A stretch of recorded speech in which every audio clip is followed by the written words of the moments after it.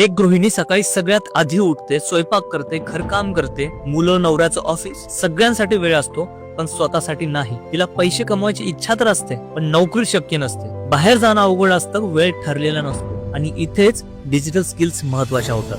आज बहुतेक गृहिणी आर्थिक दृष्ट्या इंडिपेंडेंट नाहीत. कोणाकडे पैसे मागावे लागतात, स्वतःच्या गरजांसाठीही विचार करावा लागतो. आणि सगळ्यात दुःखद गोष्ट कोणती आहे माहितीये? तिला वाटतं माझ्याकडे काही स्किल्सच नाही. पण सत्य वेगळं आहे. डिजिटल स्किल्स शिकायला कुठली डिग्री लागत नाही, ना ऑफिस लागत नाही, ना फिक्स वेळ लागत नाही.